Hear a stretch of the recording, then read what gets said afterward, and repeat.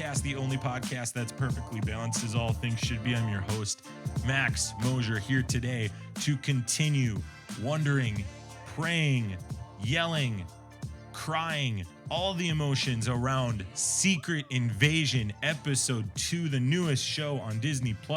I cannot do this without my great pontificator himself. He is the peanut butter to my jelly. It is Mark Jones. Mark, how are you? I'm doing fantastic.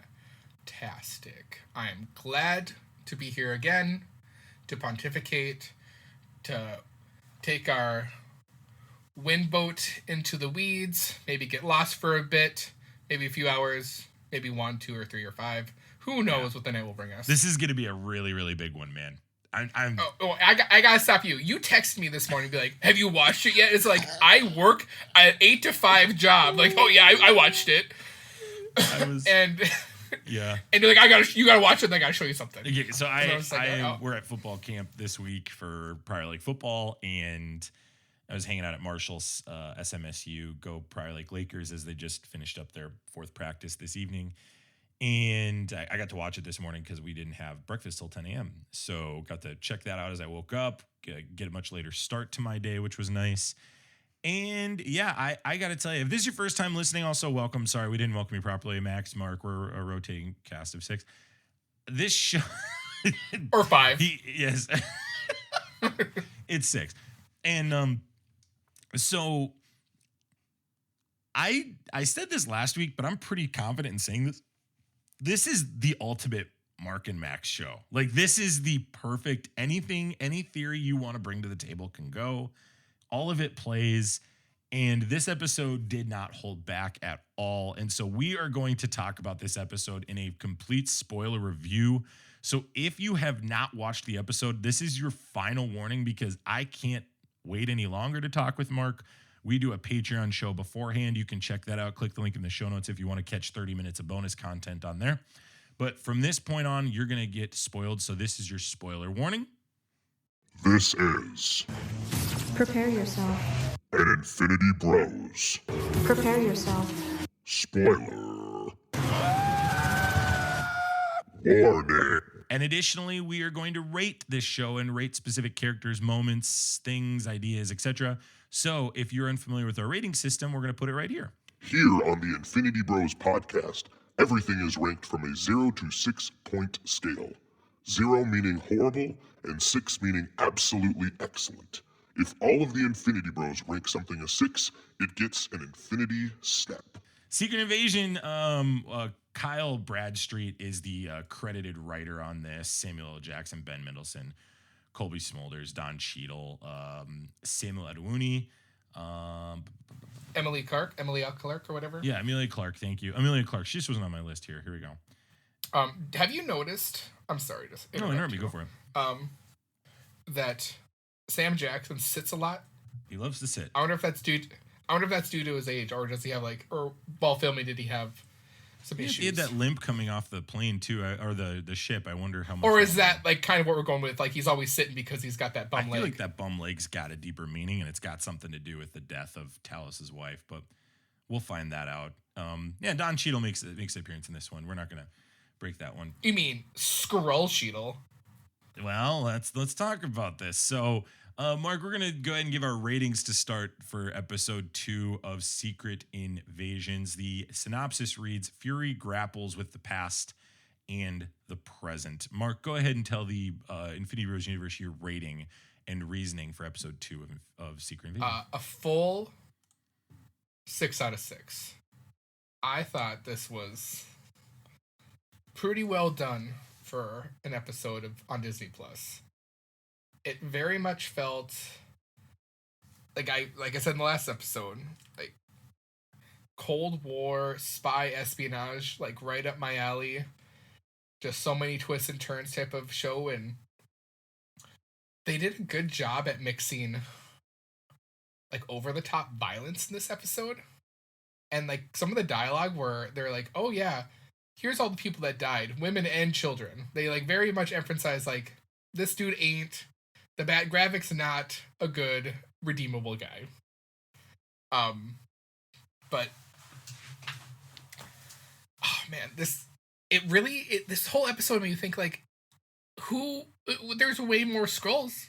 We find out there's way more scrolls than what we initially thought. And it just is like everyone's a scroll. That's basically what I thought. Like, and that's the other thing. Like, have they been reproducing too? Like, has it only been 1 million scrolls in this world since? Who knows? We'll talk about it. Well, they said 15 years before, so we're saying 2010 is when these 1 million scrolls came. So that's close to the beginning of the Avengers assembling. No, we're definitely going to get into that, and there's other information. I gotta stop going. Yeah, there's other information in this that I want to break down individually, so I'm going to pause you there. A full 6 out of 6 from Mark, which is a high rating. I am not going to give this a 6 to give it an Infinity Snap, unfortunately. I still think this show. This show is very close. I'm giving it a 5.5 out of 6. I thought the first 2 episodes that the critics got to watch were tremendous. I think these are great episodes of TV. I really do. I would echo what you say. There's some great action in this, specifically with these Skrulls fighting the spies from the Russians. And I'm thinking of when what's that Skrull's name? Forgive me. I'm thinking of when the Skrull puts him up on the meat hook. Oh, Gravik puts him up on the meat hook. I was just very impressed with that choreography. Oh, it was so smooth. I back you up on that. It was just like, he just like, yep, there's the hook. He probably already processed where the hook was. He's like, he's going up there. He's like a Black Widow version of a Skrull. And I really like that. I like his arc right now. We talked about this last week on our episode 1 review. If you want to check that out, how just this feels like a villain that is formidable. This feels like a villain that might not die at the end of this season either, Mark. This villain could be there long term. He could go into hiding.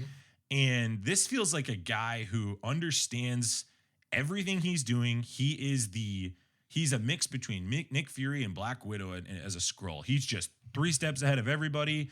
He's incredibly gifted and talented, and he's got some stuff up his sleeve that we'll also talk about. 5.5 out of 6 for me. I do think the pacing is a tad bit slow. Not enough for me to make a complaint, but enough for me not to call the show perfect. See, I think that's where we just disagree. Like, I like a slow-moving show, so I think that's why I would grade this higher, where it's like, you've said that in the past when we've done shows together, where it's like, if it's slow for you, it's like, that's going to be knocking points. To me, it's like, I like the soul burn. That's just me as a TV Sure, and it's a 6-episode season, right? So that, I think, to me, is why I'm giving that feedback to it. I think I'm saying, like, hey, if you're only going 6, we kind of got to go a little faster than how this episode ended. We'll talk about it, but like ending it with essentially finding out that Nick Fury is married to a Skrull. Great twist, awesome, but I think we got to get moving. I don't know if we can spend half of episode 3 on that, but I'm assuming that the plot will demand and a Skrull that potentially is hiding that they're a Skrull. I don't think she is. I think he knows it's her. Then why'd she morph back into her human self? Good question. I think he knows she's a Skrull, but we'll find out, obviously, for clarity. We also find out, I'm not 100% sure on this, but I think she is Kingsley Ben-Adir's mom, Gravik's mom. I think that's the same Skrull from the beginning of the episode. Because what we learned when he was brought in, that his parents were dead. Oh, so that Skrull was not his mom. It was just somebody explaining the situation. Correct. Got it. Yeah. So it's somebody who is invested in him. I mean, it could be that Skrull. Yeah, she'll be like a surrogate mother to him, not the real mom, but a surrogate mother, so per se. So no, I think there's a lot to be here. Here's the biggest thing, and we're going to talk about this at the end of the show. I am full tilt. If you listen to the entire first episode of us talking about Secret Invasion, that there is a special introduction coming probably next episode. So I'm just going to tease that at the end of this. We're going to call it Little Bits. If you've never heard our show, Little Bits is a rumor segment where we talk about a rumor. I want to call it that, and I want to just give you a heads up that if you don't want to potentially be spoiled, because I do think at this point it's going to be a spoiler, personally, don't listen to that part. But if you're somebody who wants to go deep into the weeds with Mark and I. Does Nick Cage come back as the Ghost Rider? No, actually, John Cena comes back as the Ghost Rider. But you can't see him. Could you imagine if that was like what they did in this show? Like Nick Fury enlists the help of Nick Cage's Ghost Rider. You'd be full tilt on that, right? You'd be full tilt. I'd be all in. Hey, that Ghost Rider show came out in the wrong era. That would have fit Oh my! If it was made during, yes. Oh, he my would have been word, a yes. perfect fit in this world if they Dude, came out. can the you right time. imagine just like the conservative political group right now? How much they would love that, and Punisher. Oh, they'd eat it up right now. Well, Punisher's coming back in Daredevil, baby. Yeah, maybe. 1997, Fury meets a young Gravik and consoles him while giving a speech to Soren and the Skrull immigrants. He promises them to find a new home. What'd you think of this scene? Did you like the de-aging coming back? Again, it's amazing how Samuel L. Jackson looks like 30 years younger, like legitimately every time they do this. Yeah, I mean they did their CGI right here. Must not take a lot of time to do the de-aging stuff. No, the de-aging stuff is fascinating. What really made me think in this episode when they did this scene, first off, I thought it was going to be all flashback. So I was a little like, I don't know about this. Anyways. But I hope they kind of explain how and why Nick Fury was like, yep, never could find a place home for you. Just 30 years, couldn't figure it out. Because it seems like, why not like try Mars out? Or like, how is there not another planet that would take Skrulls? Like, you had to give them a whole planet? Was that what was promised? Not like a piece of the pie? Again, and I love the commentary they had with like, oh, you're not going to mesh well with the humans. Humans can't even mesh well with themselves. So I really think you can't finish this season without answering this question. I also think, and we talked about this last week, the mental health side of the snap it's evident that it's affecting Nick Fury. Oh yeah, that's what I thought was great. Some of the scenes where it's just like the situations that happened was like this is like truly affecting him beyond what, how we probably were reacted pre-snap. So and we get to the present day after the bombing attack, and Fury learns from Talos that there are millions of Skrulls living on Earth amongst the humans. And this is where there's two incredible dialogues in this episode. There's actually three. Actually, I think Olivia Colman's dialogue with the Skrull later is great too. This one between Ben Mendelsohn and Samuel L. Jackson, two tremendous actors, letting them do their thing, acting and having a conversation and playing off each other. Mendelsohn, I'm captivated by him when he's on the screen, and I'm so thrilled that he's in the show. When he breaks that news to Fury, it was like it was the first time Nick Fury in the whole cinematic universe outside of maybe when he was snapped that you were like, holy crap, he is not prepared at all for this. Loved it. I loved what I heard. I loved what I saw. I think it was a great reveal. I think it's a perfect reveal to just pile on to what happens at the end of episode 2. We get Fury apologizing to Maria Hill's mom. You're just seeing the deck be stacked against Fury before the episode 4 or 5, maybe episode 3 being where he starts to reload and get ready to fight back. We saw Maria Hill die. Do you think that we saw that in the beginning of this episode? This is one of those shows that you absolutely could make an argument that she's not dead, and I am not going to fight you. Because we didn't see her in this is the whole thing where it's like, is this Fury's ace in the hole? Is like, we got to pretend Maria Hill's dead? Because like he was taken by Talos before because I think he would have taken her body. Well, and Winter Soldier, his doctors save his life in that one. Who's to say that Nick Fury didn't have somebody planted in Moscow? I also have, and we'll talk about this at the end, I think the ace in the hole is somebody else. And we'll talk about that later. So I want to save that for the end of the episode for our audience. And angered Fury parts ways with Talos after, and we talked about him meeting with his Maria Hill's mom, Elizabeth, explaining the circumstances of her death. Another great dialogue. Here's where I will say you may have a fair argument on the slow pace in this show, Mark, is it feels like every conversation is a deep, thoughtful, well-written conversation with great back and forth and incredible acting. It was this scene with Nick Fury and Maria Hill's mom, Elizabeth, where I was just like, oh man, this is like, it gave me like feelings and, deep down in the jellies, like this like dialogue where it's like, this mom's hurt, but this mom's like, you better not F with the legacy of my daughter, and you better make sure what she sacrificed is dealt with. Because it was like, ooh. It felt like the opening scene in Civil War where Tony meets the mom of the boy that dies the young man, that dies in Age of Ultron. It felt exactly like that scene. Like that's why I think Maria Hill's dead, Mark, because I think that takes away the emotional gravity of the story to have her resurrected or come back. I think Fury's main motivation in this one is going to be, obviously fulfilling his promise to the Skrulls, but he's going to have to live with that shame and regret. But the motivating factor to win this fight against Gravik is Maria Hill's death, and potentially the death of Ross as well, right? I think it's not just that, and potentially Rhodey, who we'll talk about later as well. He may not be who we have thought he is. Well, Ross well. could be still like in a chamber. He could either still be doing what he's doing, or he's like in that facility. As the United States is implicated in the bombing attack, Gravik meets the members of the Skrull Council who express disapproval for his actions. I want to pause here. There is several different scenes of TV outlets and famous people speaking against all this, and then they're all in the same room to be revealed as Skrulls. Mark, you are the biggest conspiracy theory person I know. How much did this scene warm your heart? Oh, it was like, this is like the Skrull Illuminati. That's what it made me feel like. I love it's that. All it's all these talking heads that their whole goal is both control and disassembling societies to make them grovel with each other. Because it was like all these different talking heads with different political views that just divide people. And I loved it. I love that they're all playing a part.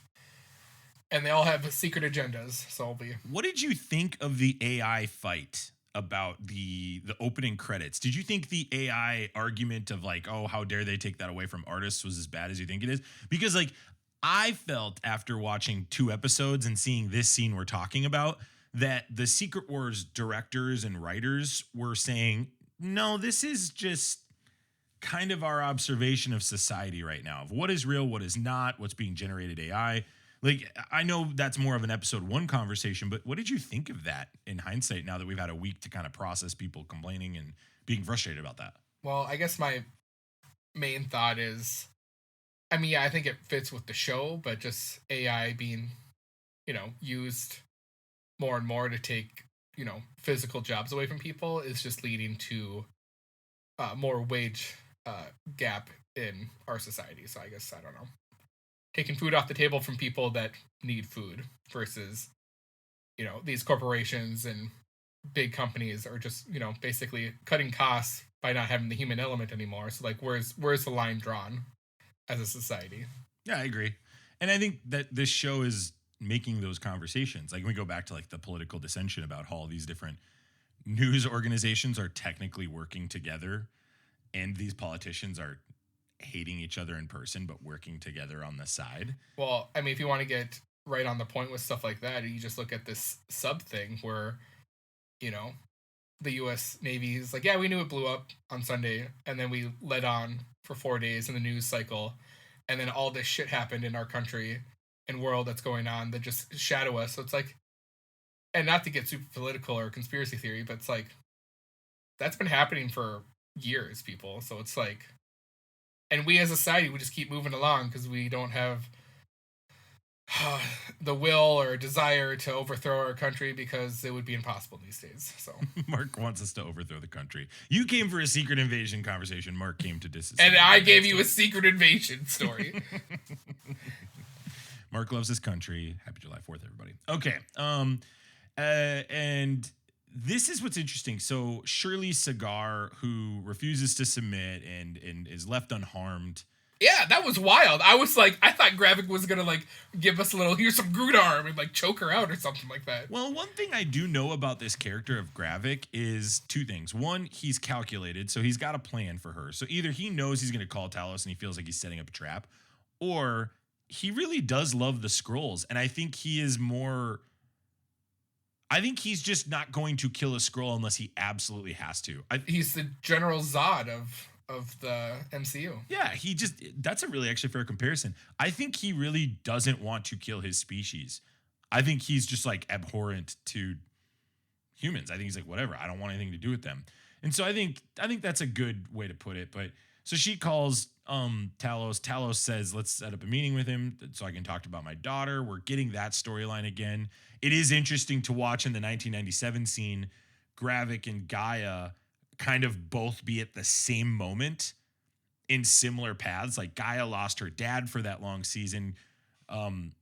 whereas like Gravik is coming from a season of losing his family, and how they're working in those paths. I think they're nice foils to each other. It'll be interesting to see how the story lines up with them at the end. In London, Fury meets with Colonel James Rhodes. And if you're somebody who likes Twitter, if you type in Secret Invasion, everything on the top page for Secret Invasion was talking about this conversation, Mark. So this is a conversation with James Rhodes, who plays Rhodey. He gets a scene with this UN council, and he's making a joke about bombing Slovakia because they're getting after him. And he is explained the Skrull threat from Fury.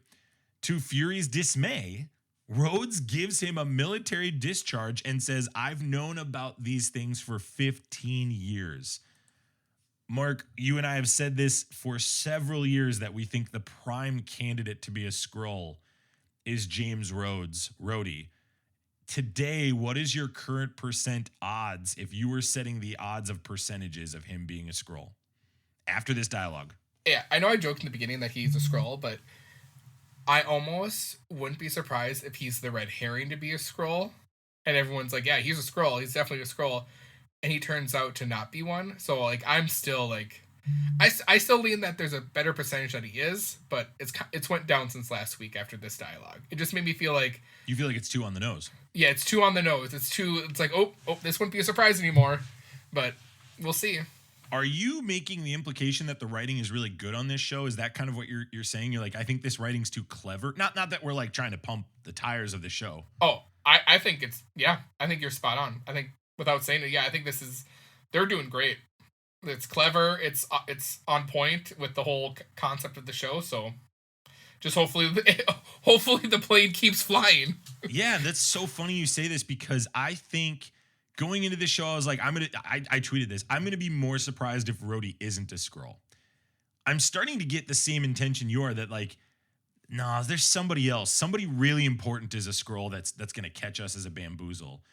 And like we talked about Okoye last week, potentially being one that would be a great candidate for her to show up. And that's an actress that could come in my opinion, and play the part right away. It would be crazy to see Wakanda have multiple Skrulls, that like the whole third one, or like maybe whatever crossover, is Shuri going like, I don't know who to trust. I need to go team up with Avengers and work with them because I can't trust my people. I'm at the point where it's like, I don't know how they're going to involve these other characters. There has to be a longer play, right? Because like the big shocks would be like, oh, Bruce Banner's a Skrull. Like they somehow got Bruce when he was fixing himself, and that's why his arm's all better. It's because he's a Skrull. Or like you said last week, it's like Wong being a Skrull. And how do you replicate magic, right? How do you do that? That's a great question. The James Rhodes Fury conversation was great because it went way deeper in layers than I was expecting this conversation to go. I'm going to play this scene for you, Mark, because the way that Rhodey says these things is intentionally ambiguous to make us wonder if he's a Skrull. But your red herring argument is fascinating. But there's also the deeper layer of blackness, I think, for these two characters in this. I want to play it because I couldn't find the script. Well, it's because of this dialogue is why I think he's not a Skrull. Yeah, let's hear it. I can't do it. Ain't no can't in our business. There's only what you can do and what you will not do. You're right. I should have said, I'm not doing it. I just spent all the political capital I had in getting Maria Hill from the Russians. Are you really talking to me about politics right now?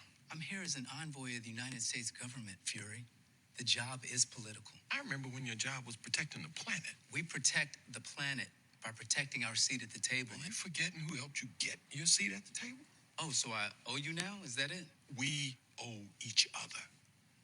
Men who look like us don't get promoted because of who our daddies know. Every ounce of power we wrestle from the vice grip of the mediocre Alexander Pierces who run this world was earned in blood. So let's make the power mean something. Help a brother out. Carl's outside, Colonel. Colonel Rhodes will let you know when he's ready to go. The car's for you, Fury.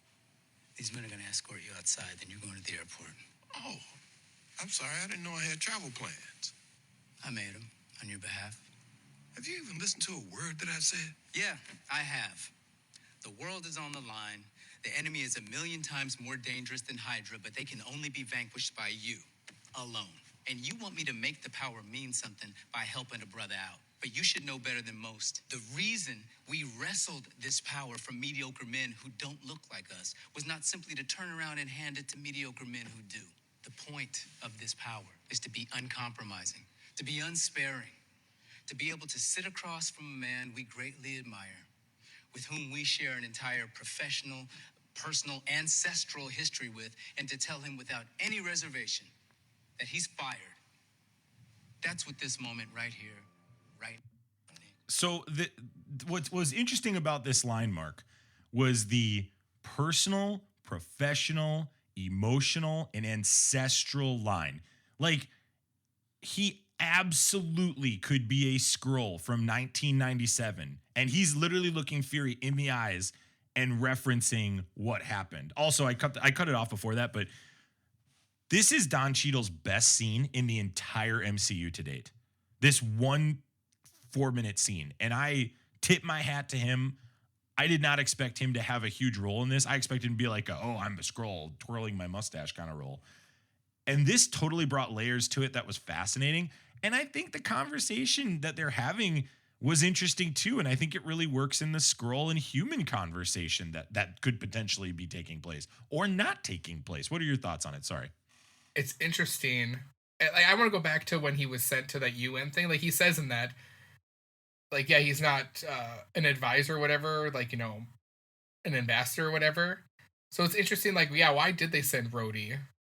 But then he says he volunteered to come here because he wanted to fire Nick Fury, which then, leads towards, like, well, maybe he is a Skrull, because if you take Nick Fury out of the way, then he won't have all the, the power to, like, really fight this. But then it's also shocking that, like, just on the show standpoint, that, yeah, he discloses that he knows about this, but then doesn't see it as a threat, or, as big of a threat as Nick Fury does. So it makes me think, like, well, if he's a Skrull, then yeah, that makes sense why he's doing what he's doing. Or do they have an agenda that they're working with Skrulls as the US? Or is the ancestral comment maybe both Nick Fury and him are Skrulls? I think the ancestral comment is just speaking to, like, hey, our ancestors have ties to you specifically. Like, he could even be a younger Skrull of, like, I am tied to Nick Fury.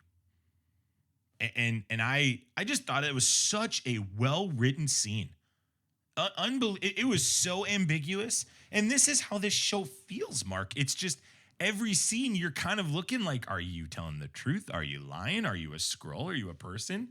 I think this is such riveting dialogue, and the pace may be slow for me, but it seems like this where it just pays off in spades.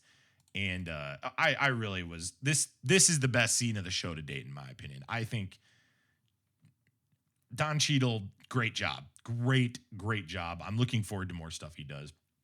I also loved the line of "even when I'm out, I'm in" from Nick Fury. That was so badass. There's just no other way to put it. And I really enjoy his character. I just think it's great.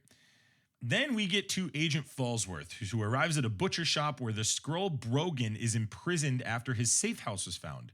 She interrogates him by cutting his thumb off, and realizing that he's a Skrull, she injects him with a warming chemical that warms his body. Who do you think she called to become the person that's interrogating with, torture this? Dude, she is so awesome. I am so all in on her character, Mark. I can't even tell you. And she knew instantly this was a Skrull. That's why I thought it was wild. When this is all done, I think she's going to be the one that takes over Saber, by the way. I think that's the plan right now, is put that character in the Saber posture. Once this secret invasion, whether it takes years to take care of or this season, I'm looking at her taking over Saber with S.H.I.E.L.D. because she seems to me to be the only person that anybody can trust in this show. And she's nuts. And I love how Olivia Colman is just so chill. She's just like, la da da da da. She's like not scared at all of anything that's going on.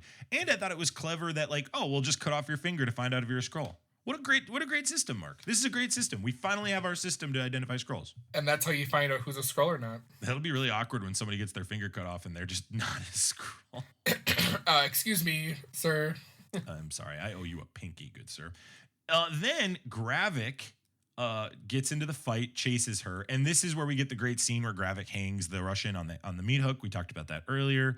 Well choreographed scene. She escapes. He asks Brogan if he told anything. Brogan said he lied, and then Gravik goes and shoots him out in a field, and I thought that showed him being really, really frightening. And then Gravik goes back to his testing area with the scientists, and I'm going to pause on this because I want to save this part for the end because this does get into my theory. So we're going to just glance over that, and then he puts we'll come back. We'll come back. We will come back. That is very important. And then Nick Fury returns to his home where he's greeted by his wife, Priscilla. Now, on the Wikipedia page I'm reading this from, it says she's secretly a Skrull. Does Fury know she's a Skrull? Does he not? I don't know. I lean towards she doesn't. Or he doesn't. Because we would get that the ultimate bamboozlement. Because what we get is, in that scene, is like we see her cutting food as a Skrull. He gets home. He walks into the kitchen. She's human face. So, I'm leaning towards he doesn't know his significant other, his spouse, who he's married to because he puts on a ring once he gets inside, that he's married to a Skrull. And I think this is going to be even more telling if we get more flashbacks, because I think we will, that the Skrulls have been infiltrating everything on Nick Fury to stay ahead of Nick Fury on when they're ready to attack. I hope that's the reality, Mark, because I think this makes the story way better. I don't buy that he doesn't know because it's Nick Fury, but we'll find out. So I think it's ambiguous, and that's, again, what this show does so well. It makes me wonder on the little stuff just as much as the big stuff. I have to fight you on that, because if he knows, why did she change into a human form? Because he's a human and he wants to kiss a human. I don't know. I don't think that matters. I don't think he worked with them from the mid-90s. Yeah. I don't think that matters. It's like if all right, fine. They take their human form when they're warriors. Okay, Mark. Okay. Remember Fine. that. So then they won't know the difference. They literally peppered that to us in the first episode. You're right, Mark. Fine. Don't clip that. All right, and then let's go back now to the scene before this. So Gaia secretly discovers that Gravik is building a machine for the purpose of strengthening the Skrulls. A scientist couple named Dalton is involved. Mm-hmm. Gaia secretly discovers that the Skrulls are experimenting on various alien samples like Groot, the Frost Beast, Cole Obsidian from Infinity War, and the Extremis Project. Additionally, there is a name on the screen that Gaia references, and I'm going to go ahead and say, if you do not want to be spoiled about potential things coming up, thank you for listening. We're glad you're here. We're going to pontificate about those things moving forward. We hope to see you guys next week for episode 3. I'll give you guys a second to check that out. But the name on the screen that really caught my attention and sent me full tilt was the name of Mr. Lincoln Campbell, who was a deceased member of the Agents of S.H.I.E.L.D. Now, there's a lot of rumors going around, and last week on our episode, we talked about Daisy Johnson returning as Quake in this show.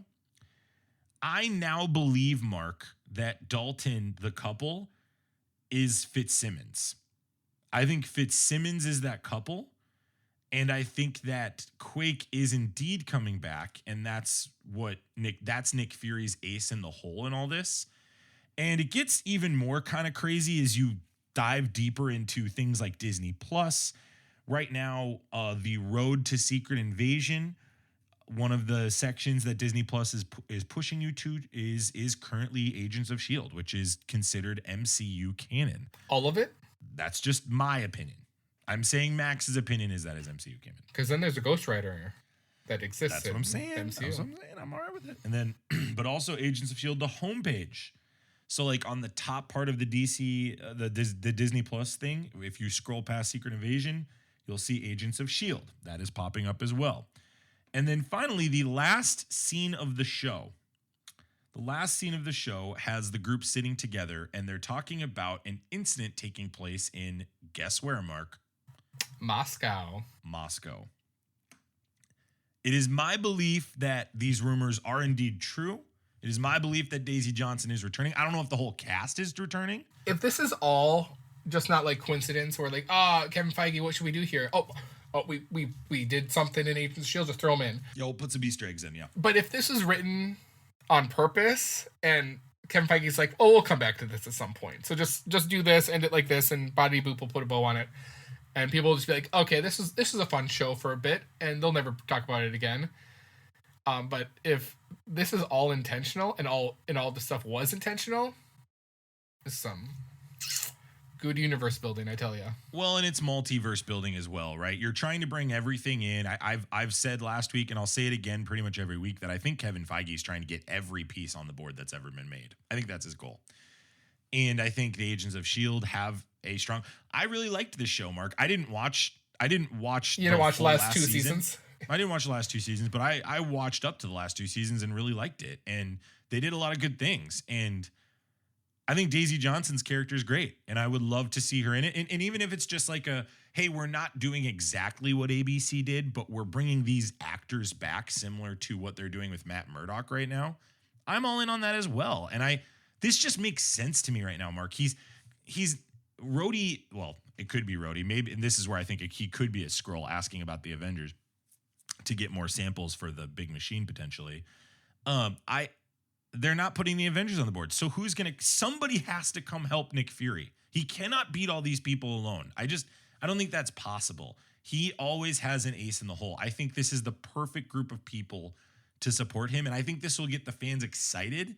And I do think this would push them back to Agents of S.H.I.E.L.D. I think this is a great marketing play as well to get people on Disney+. Do you think, or do you know, this is a better question, is there anything Skrulls can't turn into? Like, is there going to be something found out like, oh, Skrulls can't turn into Inhumans? Yeah, that's a good question. Maybe. I mean, they can replicate pretty much anything. Well, because like in the original Fantastic Four, the first set of Skrulls that ever came, they became cows and they lived in the field the rest of their life.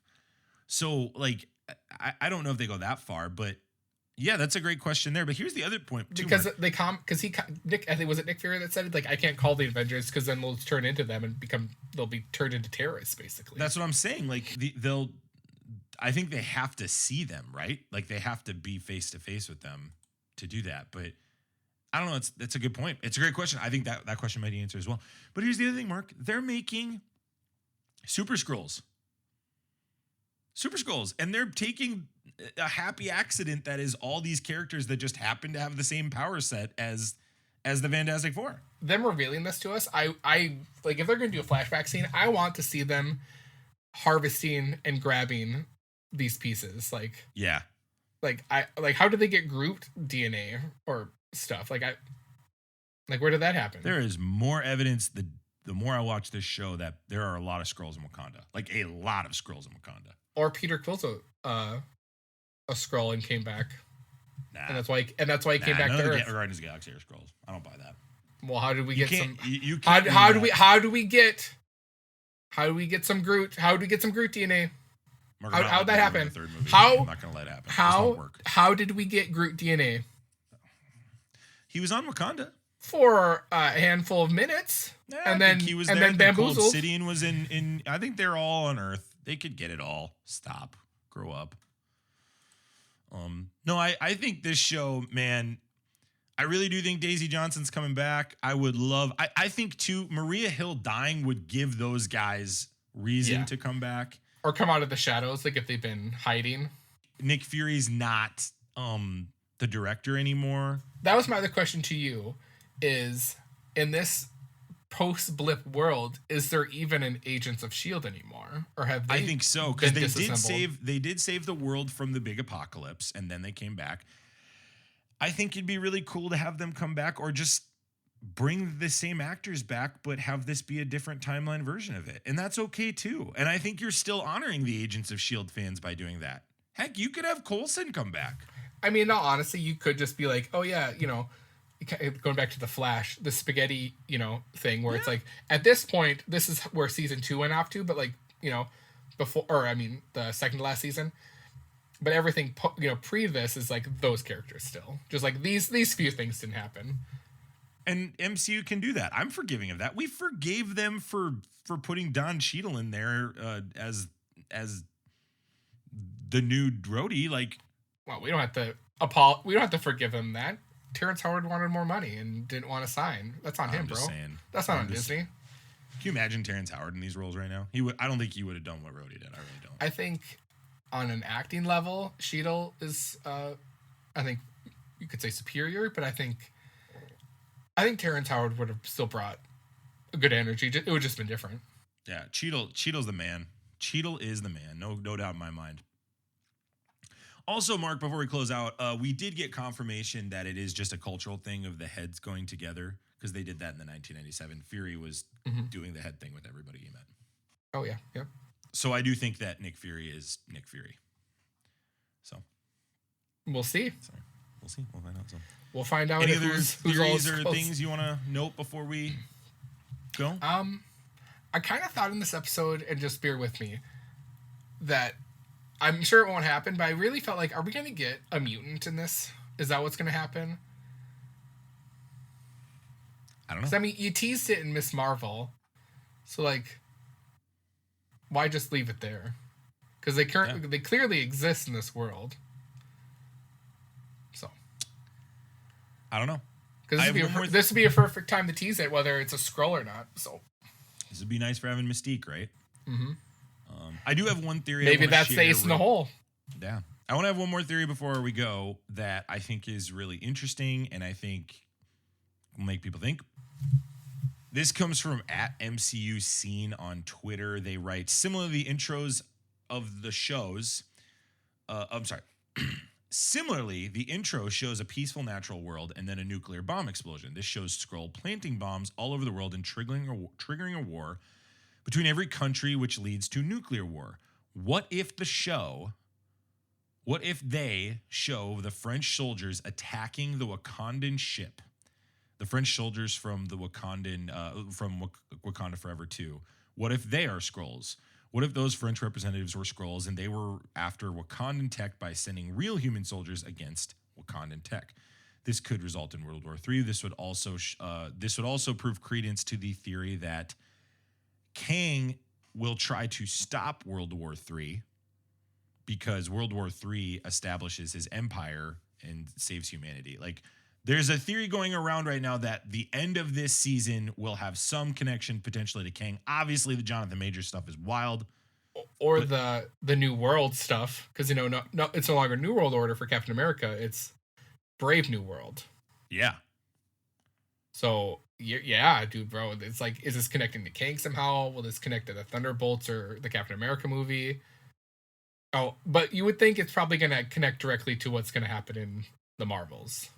I think it's going to connect to Marvels and Brave New World. I think you're spot on with that, and that could be if also Rhodey what we see isn't at a the end of Scroll, this. then the president is. The president's going to be a That. Skrull, Well, I said guys. that in the last episode, right? Where I was like, and that's how Thunderbolt Ross just like takes like, do we know what his position now is in the government? Maybe he's vice president for all we know. I don't know, but it wouldn't surprise me if Harrison Ford showed up in the show.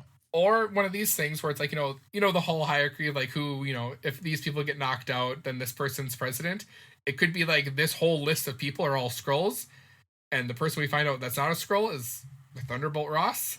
That's and they do the thing where it's like, cut my finger off, and he does that, and then bam. Yeah, maybe they make all these politicians cut their finger off to prove it. That would be really cool, right? I think there's some really, or they figure out some way how you can detect Skrulls, which I don't think will happen, but yeah, because These they showed last us parts, cutting off. They showed us her cutting off the finger on purpose. Yeah, there's a reason for that, right? Because that was pretty graphic for a DC or a Disney Plus show, Dude, right? Pretty doggone graphic. Like, it I wasn't agree. just cut and like no blood; it was cut and blood. Like, it was like, yep, this show's real. So what everybody wanted Moon Knight to be is what that scene was. yeah, I mean, Moon Knight was so violent, but not like graphic. It wasn't that violent. Yeah. It wasn't. So great episode. Good to have you on, Mark. Thank you for coming on today. Hey, I'm always glad to come with you. Thank you, Infinity Rose Universe, wherever you listened, however you listened. Thanks for making us part of your podcast experience. If you like Magic the Gathering, we encourage you to check out our Facebook, Instagram, social media pages. Click link in our bio. come check us out on Discord. Come check us out on TikTok. Come check us out on Twitch. We'd love to make you have a wonderful time. And I don't know what I'm saying. I'm just speaking gobbledygook. I'm trying to promote our content, but it's coming out weird. So I'm just going to say we'd love for you to join us in your content smorgasbord and consider making us part of your extended universe, because we'd like you to be part of our extended Infinity Bro universe. As always, you'll live, guys. 3000. We'll talk to you soon. See ya. Bye. Thanks for tuning in to the Infinity Bros podcast. You can find the Infinity Bros on Facebook, Instagram, and Twitter at the Infinity Bros. Feel free to send listener feedback via email at infinitybrospodcast@gmail.com.